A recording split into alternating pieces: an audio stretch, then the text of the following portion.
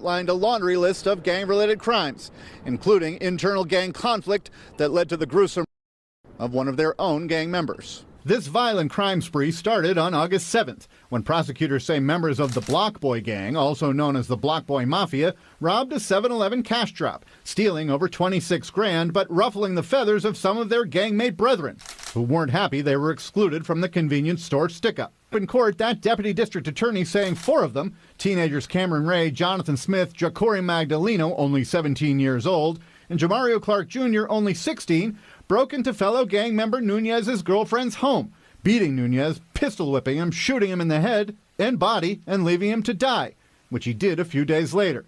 But the shooting didn't stop there. Smith and Magdaleno and 2 unnamed juveniles kept at it, all shooting and killing a so-called mobile marijuana dealer. Lured him to an isolated location, not associated with their address, but nearby one of their addresses.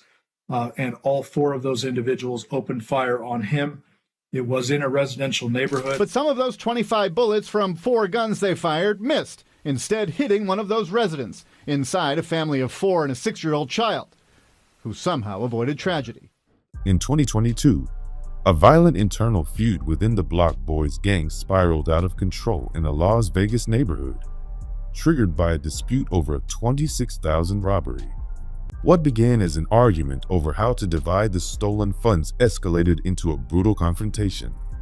Armed members from rival sides of the gang brought their conflict into a residential area.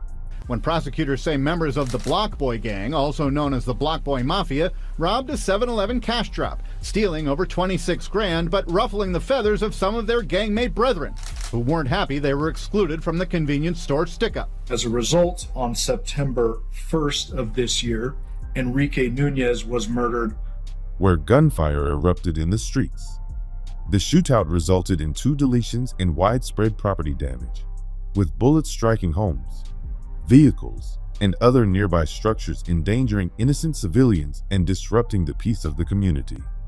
Las Vegas police later arrested multiple Block Boys affiliates, who now face serious charges including conspiracy, attempted deletion, and unlawful discharge of a firearm into an occupied structure.